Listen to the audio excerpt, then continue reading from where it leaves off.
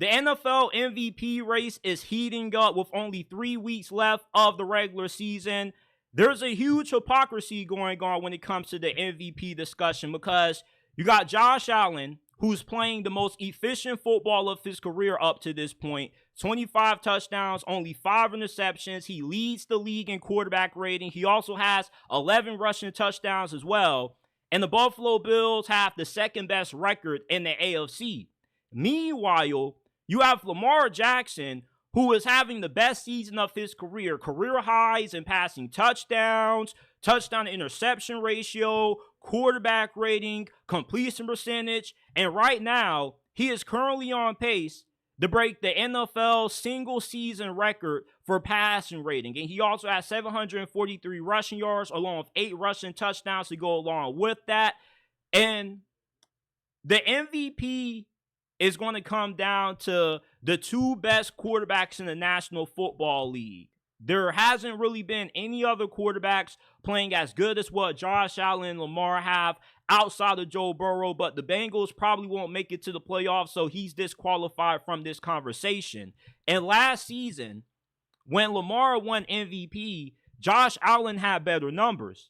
But the difference was that the Ravens had the best record in the AFC. So therefore, they gave him MVP based off him leading the Ravens to a more successful season than Josh Allen did with Buffalo. Plus, Josh Allen had around 18 interceptions, I believe. But this year, the tables have somewhat turned because although Lamar has better numbers than Josh Allen has led the Bills to more success this season. He is the only person who has been able to beat Kansas City this year. He's given them the only loss of the season, and he's been playing some incredible football down the stretch. And y'all got to remember what the expectations were for Buffalo coming into this year, which they weren't really that high. Remember, they lost Stephon Diggs. They traded him to Houston. You lose your other starting wide receiver, Gabe Davis, in free agency to Jacksonville, and you lose a ton of starters on defense.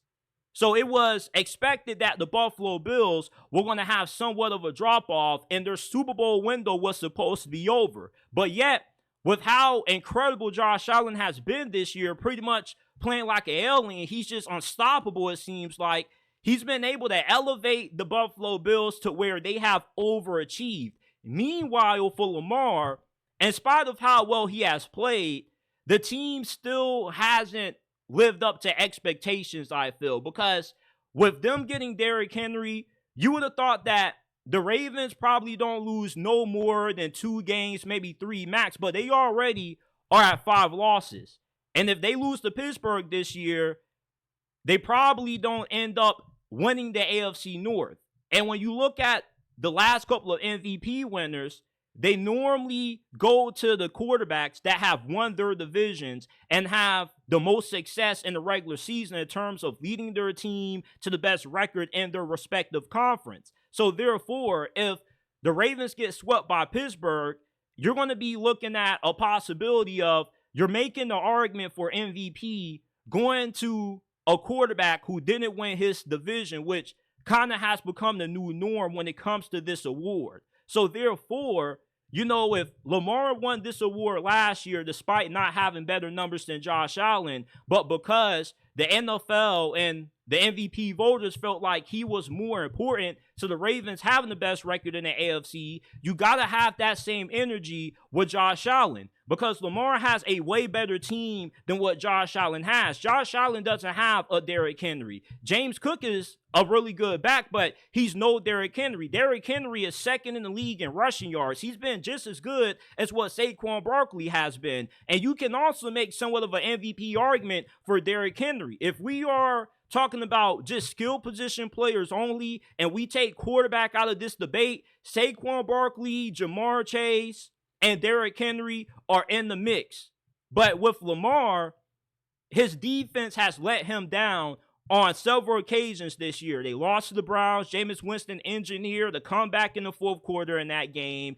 You had a really shocking loss early during the season to the Raiders. You know, the Ravens just haven't been as good as expected, and it's not because of Lamar, but it's because of the team around them, the coaching kind of being a little bit wonky at times. So do you penalize Lamar for his team just kind of failing him in certain moments, and you kind of don't give him his third MVP because of that, although his numbers reflect that he's the MVP this year? And do you give it to Josh Allen, who, although the stats don't reflect Lamar's, he's led the Bills to more success than what LJ has?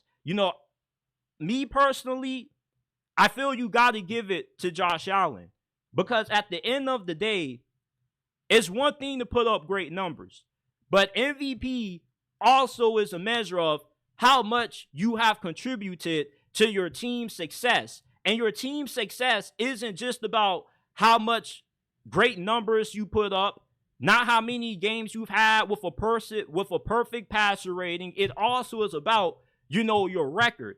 And last season, Lamar won this thing because remember what the argument was. Well, Lamar has the best record in the AFC. Who cares about the stats? Well, if that's the criteria that we are judging who wins the MVP award off, then you have to have that same energy with Josh Allen this year. You sound hypocritical when you're going to make the argument for Lamar winning MVP last year based off the Ravens' regular season record, getting the 1 seed, but yet Buffalo has the second best record in the AFC right now, and plus Josh Allen has beaten 2 of the best teams in the league, the Detroit Lions and the only quarterback to beat Kansas City this year.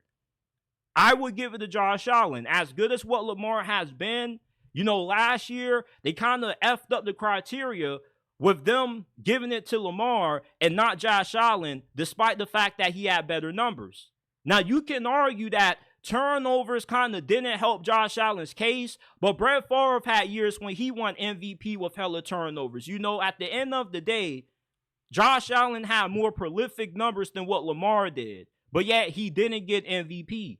And he's been due for an MVP award.